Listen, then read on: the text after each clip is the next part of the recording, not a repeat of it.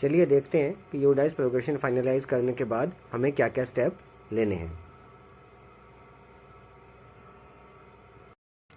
हाँ जी, सभी को नमस्कार।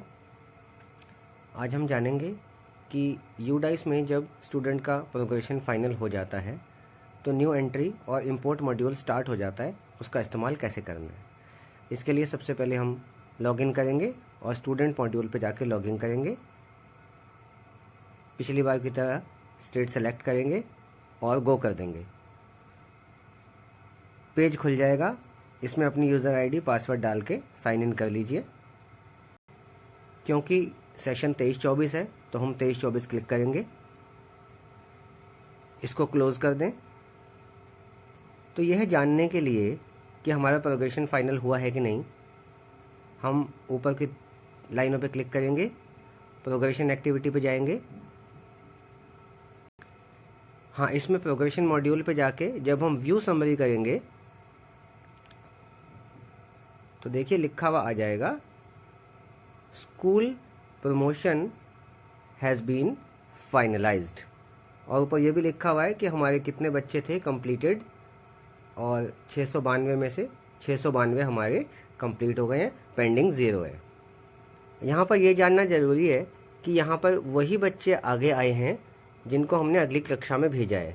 जिनका हमने टीसी शो कर दिया था वो यहाँ पर नहीं दिखाई देंगे। एक बार बैक का बटन दबाएंगे।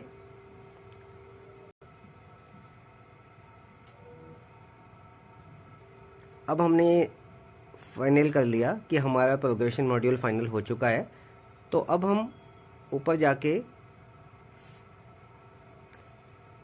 इन ऑप्शंस में से स्कूल डैशबोर्ड को चुनेंगे तो ये हमारे पास स्कूल की लिस्ट खुल जाएगी। अब देखिए इसमें कुल जो कक्षाएं हैं नर्सरी, केजी और पहली, इनमें ऐड स्टूडेंट का ऑप्शन खुल गया है। तो हम ऐड स्टूडेंट पे क्लिक करेंगे। ये नई एंट्री है जिन बच्चों का इसी साल एडमिशन हुआ है। तो ऐड स्टूडेंट पे करने के बाद देखिए कोई एक फॉर्म खुल जाएगा जिसको हमें भरना है। इस फॉर्म को आप भर देंगे और सेव कर देंगे तो न्यू एंट्री हो जाएगी एक बच्चे की ख़त्म। और उसके बाद फिर आप दूसरे बच्चे की, तीसरे बच्चे की एंड सो ऑन आप न्यू एंट्रीज कर सकते हैं। अब मैं दूसरी से 5वीं तक की कक्षाओं की बात करता हूँ। बैक का बटन दबा लेंगे। यहाँ फिर से प्रोग्रेशन एक्टिविटी पे जाएंगे। उसके बाद नीचे लिखा है इंपोर्ट मॉड्यूल, इस इंपोर्ट मॉड्यूल पे गो करेंगे। इंपोर्ट मॉड्यूल उन बच्चों के लिए है जो किसी और स्कूल में पढ़ते थे उनको, और जिन बच्चों की हमें अब न्यू एंट्री करनी है जिनका हमारे पास डेटा नहीं है। लेकिन एक बार दूसरी से 5वीं तक के टीचर ये ज़रूर चेक कर लेंगे कि क्या वो बच्चा किसी और स्कूल में मौजूद तो नहीं है। उसके लिए हमें ये इंपोर्ट मॉड्यूल चेक करना है। परमानेंट अकाउंट एजुकेशन नंबर हमारे पास जनरली नहीं है बच्चों का, तो हमें उसको गेट करना है। गेट पेन, ये लिखा है सर्च बाय पेन, तो हम इस गेट पेन पे टच करेंगे तो ये हमसे आधार नंबर और ईयर ऑफ बर्थ मांगेगा। अगर ये 2 चीज़ें हम डाल देते हैं और सर्च का बटन दबाते हैं तो अगर वो स्टूडेंट मौजूद होगा हमारे सिस्टम में, यानी कि किसी स्कूल में पहले पढ़ता होगा, उसको अगर उस स्कूल ने प्रोग्रेशन फाइनलाइज कर दी है, रिलीज़ कर दिया है, तो वो बच्चा यहाँ पर दिखने लगेगा। जब वो बच्चा दिख जाएगा तो उसके नीचे फिर उसको ऐड करने का ऑप्शन आ जाएगा। तो यहाँ से हम उन बच्चों को अपने स्कूल में ऐड कर सकते हैं। अब जो बच्चे न्यू एंट्री हैं और जो हमें इंपोर्ट मॉड्यूल में भी नहीं मिल रहे, उनके लिए हमें एक फॉर्म भरना है।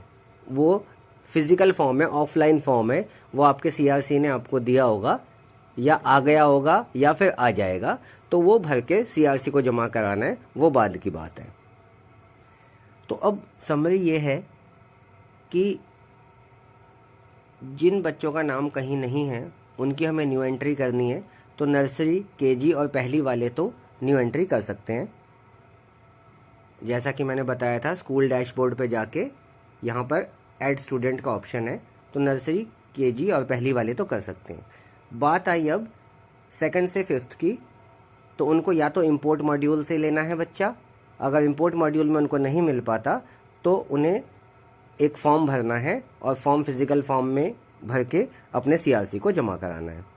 लेकिन जो बच्चे हम अपग्रेड ऑलरेडी कर चुके हैं उनके बारे में भी एक काम बाकी है, वो अभी बताता हूँ। हाँ, तो दूसरी से और 5वीं तक के टीचर्स जिनके स्टूडेंट पिछली क्लास से प्रोग्रेस करके अब करंट क्लास में आ गए हैं, उनका हमें डाटा अपडेट करना है। उसके लिए स्कूल डैशबोर्ड पे जाएंगे। स्कूल डैशबोर्ड खुल गया है। हाँ, लेकिन कुछ बच्चे ऐसे भी होंगे जो नर्सरी से KG में अपग्रेड होकर आए होंगे या KG से पहली में अपग्रेड होकर आए होंगे, तो उनका डेटा भी हमें अपग्रेड करना पड़ेगा। अब वो कैसे करना है, यानी कि ये हर क्लास को करना है अपग्रेड जिनके बच्चे पिछली सेशन से अपग्रेड होकर इधर आए हैं। तो देखिए हमने डैशबोर्ड खोला, यहाँ पर हमें व्यू मैनेज दिखाई दे रहा है।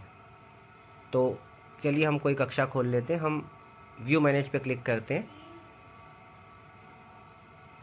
तो अब यहाँ मैंने सेकंड A खोला है जिसके बच्चे पिछले साल पहली क्लास से अपग्रेड होकर सेकंड में आए हैं। हम आगे चलेंगे तो देखिए यहाँ एंट्री स्टेटस पे लिखा हुआ है नॉट स्टार्टेड। इसके आगे ये 3 चीज़ें दे रखी हैं, GP, EP और FP, ये हमें भरनी है। तो हम GP पे टच करेंगे तो एक पेज खुलेगा। तो देखिए यहाँ पे स्टूडेंट की कुछ इन्फॉर्मेशन भरी हुई है और कुछ इन्फॉर्मेशन जो नहीं भरी हुई वो हमें भरनी है। जब ये वाली इन्फॉर्मेशन हम सब भर देंगे उसके बाद नीचे जाएंगे सबसे, तो फिर नेक्स्ट लिखा है। अपडेट करके नेक्स्ट कर सकते हैं या सारे इकट्ठा भी कर सकते हैं। नेक्स्ट पे जाएंगे तो फिर और कुछ इन्फॉर्मेशन आएगी जो भरी हुई होगी, हमें भरनी होगी। इस तरह से हम नेक्स्ट करते जाएंगे। फाइनली तो फाइनली आएगा कि कंप्लीट डेटा। जब आप डेटा कंप्लीट कर देंगे, टच कर देंगे, तो वो स्टूडेंट अपडेट हो जाएगा। इस प्रकार एक बच्चा अपडेट हो गया और हर बच्चे को जो भी क्लास में आया है नया प्रोग्रेस करके पिछली क्लास से, हर बच्चे की एंट्री आपने करनी है। चलिए अब हम समरी देख लेते हैं कि प्रोग्रेशन फाइनलाइज करने के बाद हमें कुल 3 काम क्या करने हैं। पहला काम है नर्सरी और KG और कक्षा प्रथम नए बच्चों के न्यू एंट्री करेंगे। कक्षा 2 से कक्षा 5 तक के टीचर इंपोर्ट मॉड्यूल में जाकर जिन बच्चों की न्यू एंट्री करनी है उनको खोजेंगे। ये खो जाएंगे, गलती से लिख गया है, इनको खोजेंगे। अगर मिल जाते हैं तो उन्हें इंपोर्ट करेंगे। और तीसरा है कि KG से 5वीं तक जो भी बच्चे पिछले वर्ष पढ़ रहे थे और इस वर्ष अपग्रेड होकर अगली कक्षा में आए हैं, उनके पेज खोलकर और ये डैशबोर्ड पर जाकर उनका डेटा अपडेट करना है। तो उम्मीद करता हूँ कि ये वीडियो आपके लिए मददगार साबित होगा। चलिए धन्यवाद, फिर मिलते हैं। और अगर आपको मेरा वीडियो पसंद आया हो तो कृपया लाइक एंड सब्सक्राइब ज़रूर करें। धन्यवाद।